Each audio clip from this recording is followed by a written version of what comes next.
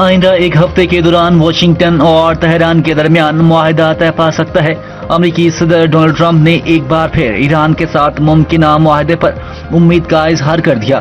Interview میں کہا، مجوزہ معاہدے کے تحت موجودہ جنگ بندی میں توسیع کی جائے گی، جبکہ اب نئے ہرمز کو دوبارہ بین الاقوامی بحری آمد و رفت کے لیے کھول دیا جائے گا۔ ان کے مطابق فریقین کے درمیان رابطے جاری ہیں اور معاملات مثبت سمت میں آگے بڑھ رہے ہیں۔ صدر ٹرمپ نے اس بات کا اعادہ کیا کہ امریکہ اور ایران کے درمیان مذاکرات تیزی سے جاری ہیں۔ ایران کی جانب سے پیغامات کے تبادلے میں عارضی تعطل پر انہیں کوئی اعتراض نہیں۔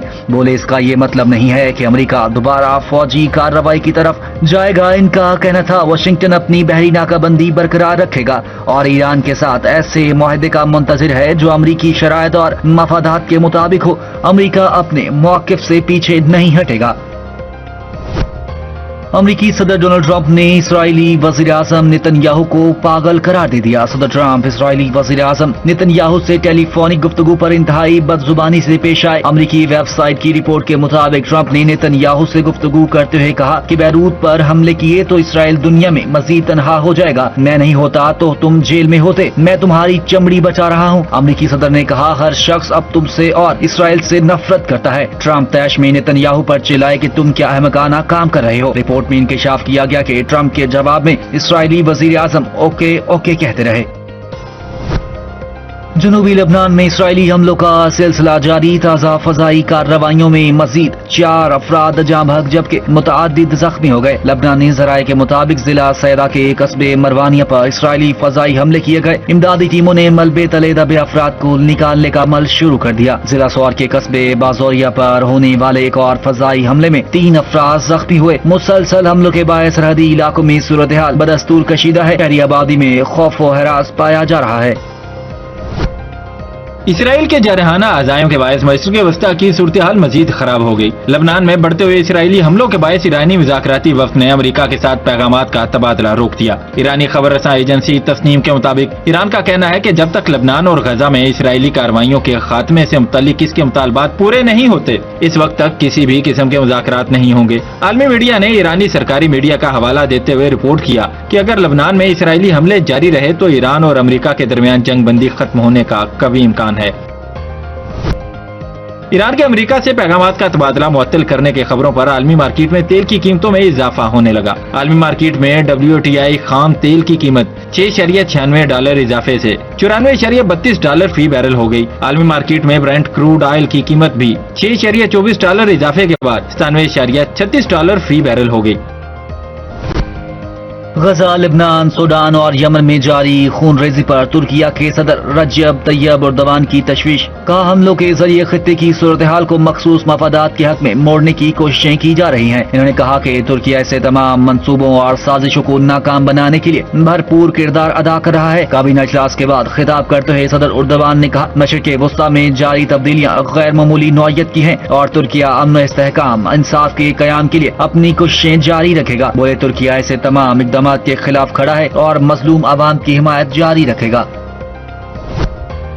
نائب وزیر اعظم و وزیر خارجہ سینیٹر اسحاق ڈار اور ایرانی وزیر خارجہ عباس اراغچی کے درمیان ٹیلی فونک رابطہ ہوا، جس میں 2 طرفہ تعلقات اور خطے کی موجودہ صورتحال پر تفصیلی تبادلہ خیال کیا گیا۔ ترجمان دفتر خارجہ کے مطابق گفتگو کے دوران ایرانی وزیر خارجہ عباس اراغچی نے لبنان میں اسرائیل کی جانب سے جنگ بندی کی مبینہ خلاف ورزیوں پر تشویش کا اظہار کیا۔ انہوں نے بیروت کے بعض علاقوں پر ممکنہ حملوں سے متعلق اسرائیلی حکومت کے احکامات پر بھی شدید تحفظات کا اظہار کیا۔ ایرانی وزیر خارجہ نے علاقائی سفارتکاری میں پاکستان کے تعمیری کردار کو سراہتے ہوئے کشیدگی میں کمی کے لیے پاکستان سے اپنی سفارتی کوششیں جاری رکھنے کی درخواست کی۔ انہوں نے اس بات پر زور دیا کہ پاکستان جنگ بندی برقرار رکھنے کی کوششوں کی حمایت کرے۔ نائب وزیر اعظم اسحاق ڈار نے جنگ بندی کے تسلسل کی اہمیت پر زور دیتے ہوئے کہا کہ موجودہ مفاہمتوں اور سمجھوتوں کو برقرار رکھنے کے لیے جنگ بندی کا قائم رہنا ضروری ہے۔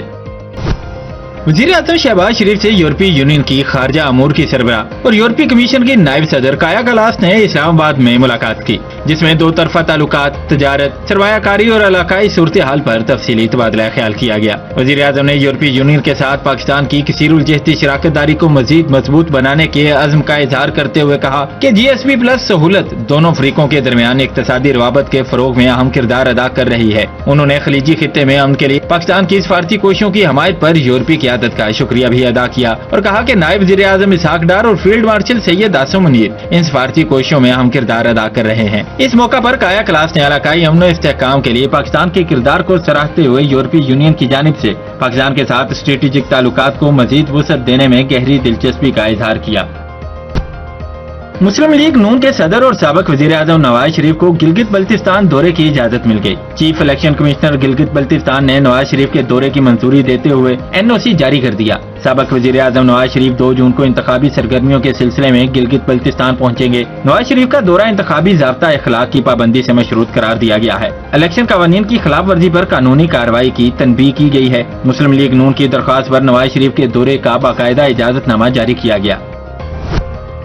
वज़ीर-ए-आज़म शहबाज शरीफ की ज़ेर सदारत दौरा चीन के दौरान पाकिस्तान चीन बिजनेस टू बिजनेस कॉन्फ्रेंस के दौरान लिए गए फैसलों की पेशरफ्त पर जायजा इजलास हुआ, जिसमें शुरका को ब्रीफिंग दी गई कि हांगयू में 24 मई को पाकिस्तान चीन B2B कॉन्फ्रेंस में 123 पाकिस्तानी और 436 चीनी कंपनियों ने शिरकत की। कॉन्फ्रेंस के दौरान तकरीबन 7.54 अरब डॉलर मालियत की 207 मुफाहमती याददाश्तों पर दस्तखत किए गए। इजलास से खिताब करते हुए वज़ीर-ए-आज़म ने कहा कि पाकिस्तान और चीन के निजी शोबे के दरमियान कारोबारी रवाबत में गैर मामूली इजाफा दोनों मुमालिक की इक्तिसादी शराकत दारी के नए दौर का आगाज है। वज़ीर-ए-आज़म ने हिदायत की कि हांगयू B2B कॉन्फ्रेंस में तय पाने वाली मुफाहमती याददाश्तों को जल्द बाकायदा मुआहिदों और मुश्तरका मंसूबों में तब्दील किया जाए। विफाकी बजट 2026-27 में रियल एस्टेट सेक्टर के लिए रिलीफ का इम्कान। आइंदा बजट में फाइलर्स के लिए प्रॉपर्टी की खरीदो फरोख्त पर ट्रांजैक्शन टैक्स में कमी हो सकती है। ज़राए वज़ारत खजाना के मुताबिक प्रॉपर्टी की खरीदारी के लिए शिक 236 के तहत विद होल्डिंग टैक्स 1.5% से कम होगा, जो 0.25% हो सकता है। प्रॉपर्टी की फरोख्त के लिए टैक्स 4.5% किया जाएगा। ज़रा FBR के मुताबिक प्रॉपर्टी सेक्टर पर टैक्सेस में रद्दोबदल के लिए IMF को आगाह किया गया। बजट में नॉन फाइलर के लिए प्रॉपर्टी की खरीदो फरोख्त पर कोई रिलीफ नहीं मिलेगा। नॉन फाइलर्स के लिए प्रॉपर्टी की खरीदो फरोख्त पर तकरीबन 10.5% के टैक्स आयद है। भारी टैक्सों की वजह से गुज़िश्ता माली साल की निस्बत गेन टैक्स वसूली में भी कमी हुई। बजट मंजूरी के लिए कामरान टेसोरी की बतौर गवर्नर बहाली हमारी रेड लाइन है। MQM पाकिस्तान के सीनियर रहनुमा फारूक सत्तार ने बजट मंजूरी के लिए साबिक गवर्नर सिंध कामरान टेसोरी की बहाली का मुतालबा कर दिया। उन्होंने कहा कि MQM के MNAs और MPs के इजलास में ये मामला रखा गया। अरकान असम्बली ने मामले पर कोई एतराज नहीं किया। फारूक सत्तार का कहना था कि बजट से पहले पार्टी रहनुमाओं का इजलास बुलाकर मामले पर बात की जाएगी। पंजाब हुकूमत की आइंदा माली साल के बजट की तैयारियां आखिरी मराहल में दाखिल। ज़राए वज़ारत खजाना पंजाब के मुताबिक बजट में कोई नया टैक्स नहीं लगाया जा रहा। आइंदा माली साल के बजट का मजमूई हुजम तकरीबन 6,000 अरब रुपए रहने का तखमीना है। हुकूमत की जानिब से टैक्स नेट को वुसअत देने और सर्विसेज टैक्स की शरह में रद्दोबदल की तजावीज़ पर गौर किया जा रहा है। बजट में तालीम, सेहत, सड़कों की तामीर व बहाली, सफाई, ज़राअत, अमन व अमान और सस्ती खुराक की फराहमी को तरजीही शोबे करार दिया गया। ज़राए के मुताबिक वज़ीर आला पंजाब मरियम नवाज बजट इजलास के तमाम सेशंस में शरीक होंगी। LPG की फी किलो कीमत में 4 रुपये 95 पैसे का इजाफा कर दिया गया। ओगरा ने LPG की कीमतों में इजाफे का नोटिफिकेशन जारी कर दिया, जिसके मुताबिक LPG का 11.8 किलोग्राम का घरेलू सिलेंडर 58 रुपये 51 पैसे महंगा कर दिया गया है। नोटिफिकेशन के मुताबिक फी किलो LPG की नई कीमत 308 रुपये 76 पैसे मुकर्रर की गई है, जबकि LPG के 11.8 किलोग्राम वाले घरेलू सिलेंडर की नई कीमत 3,643 रुपये 41 पैसे मुकर्रर की गई है। LPG की नई कीमतों का इतलाक जून के लिए होगा।